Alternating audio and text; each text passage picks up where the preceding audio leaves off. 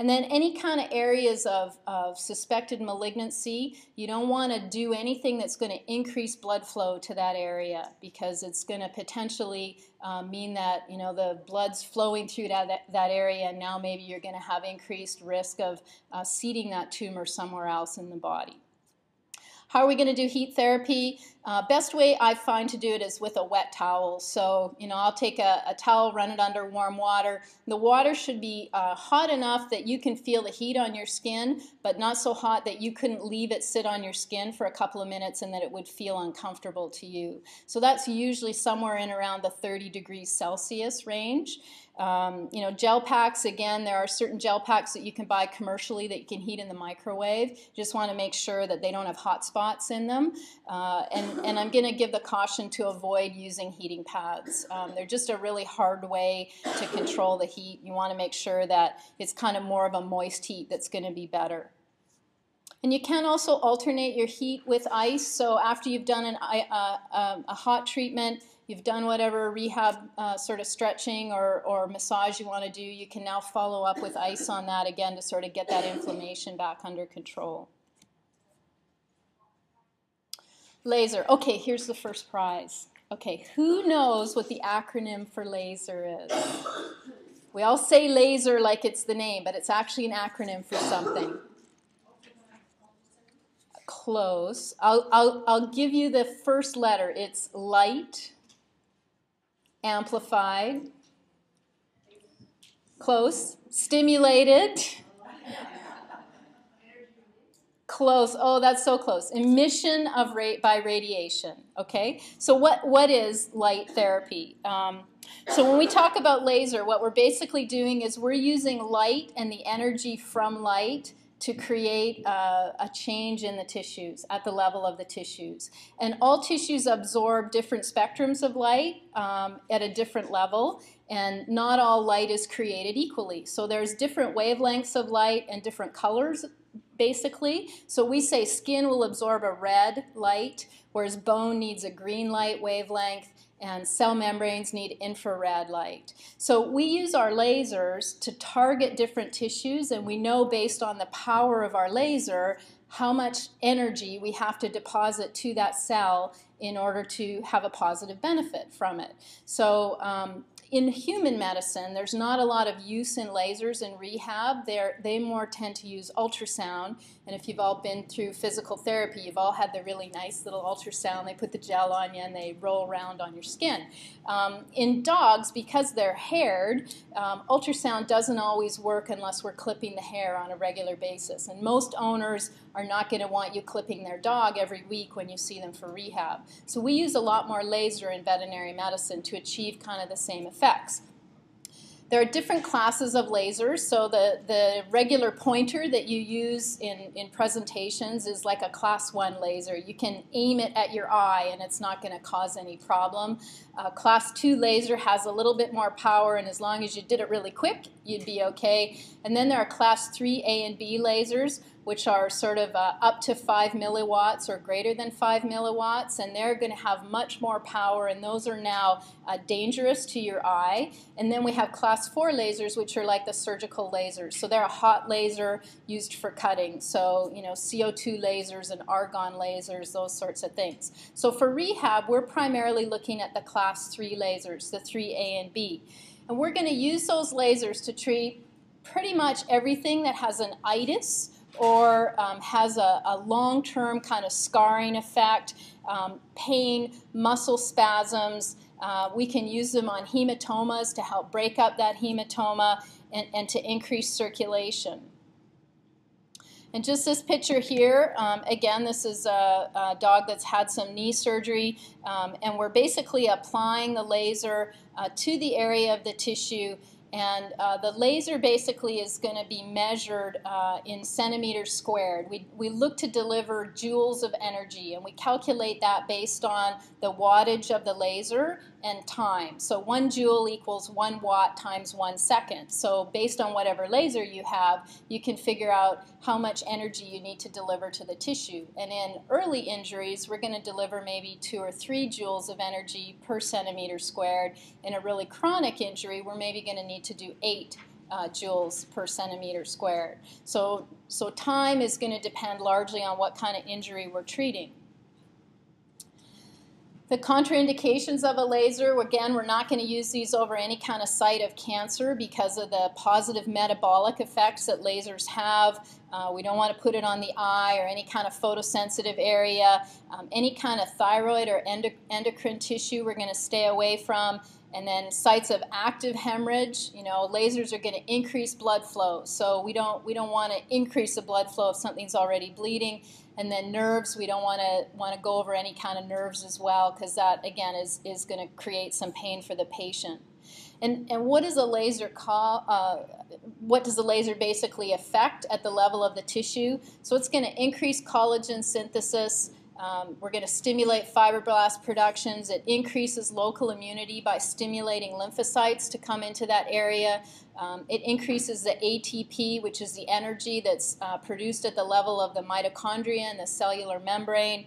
It increases vascularity by bringing blood vessels into an area, decreases pain, and it can also help with cartilage repair. So it really does a lot of things and can be very, very positive and is going to be used pretty much in every one of the patients that comes in to see us for some form of rehabilitation therapy.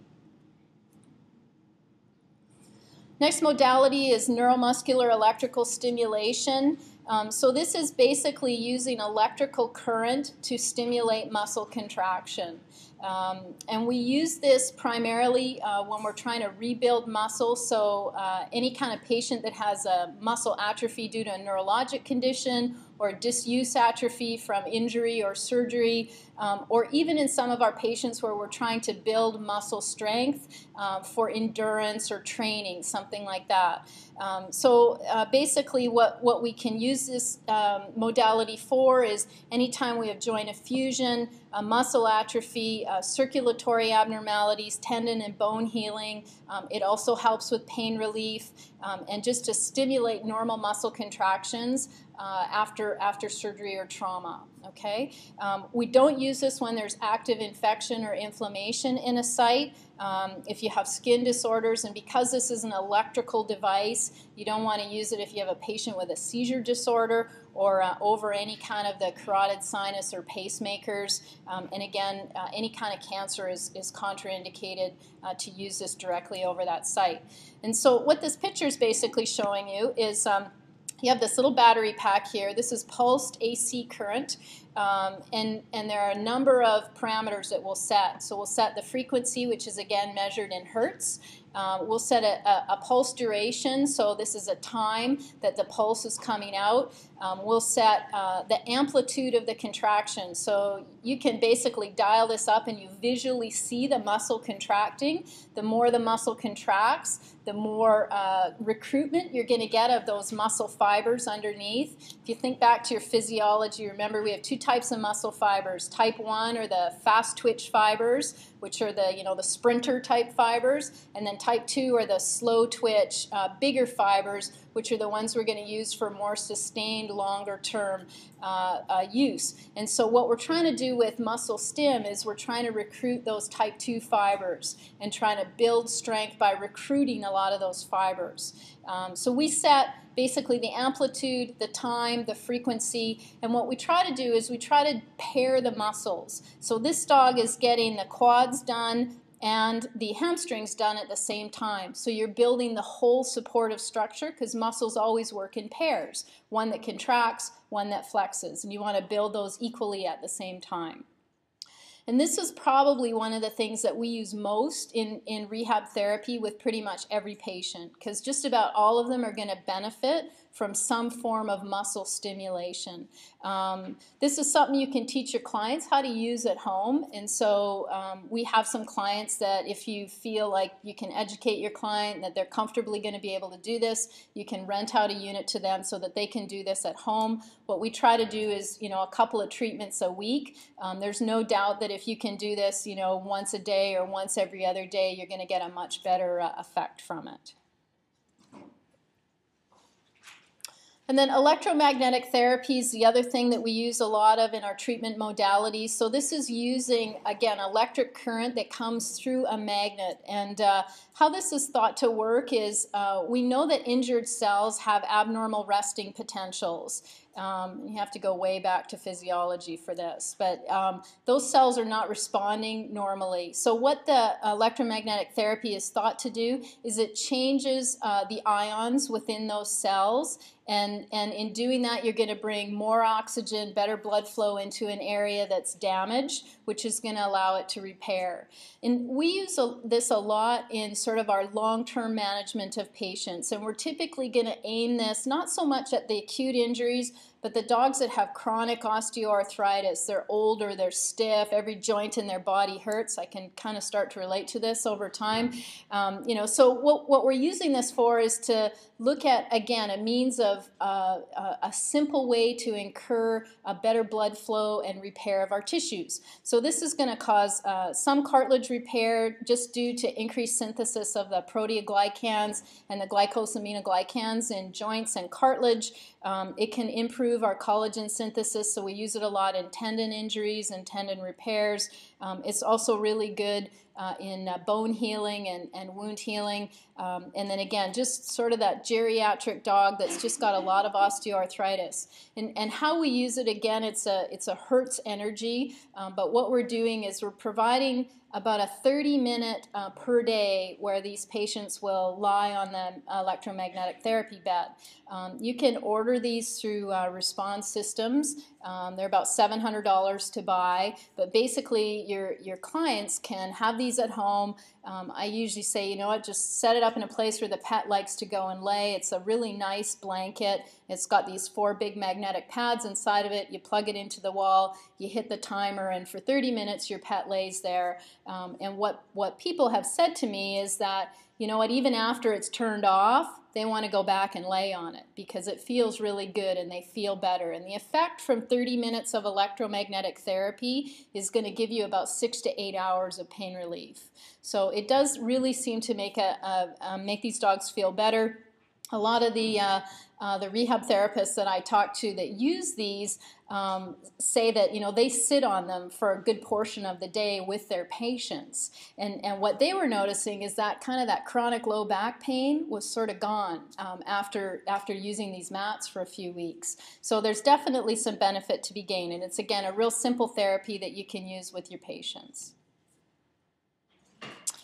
So therapeutic ultrasound, we don't have ultrasound in our practice, mostly, again, because we use a laser a lot. Ultrasounds are very common in the human world and in the equine world a little bit. And what ultrasound or how ultrasound works is that basically you're taking the energy from a sound wave, which is causing pressure and cellular vibration in the cell, and that's causing production of heat.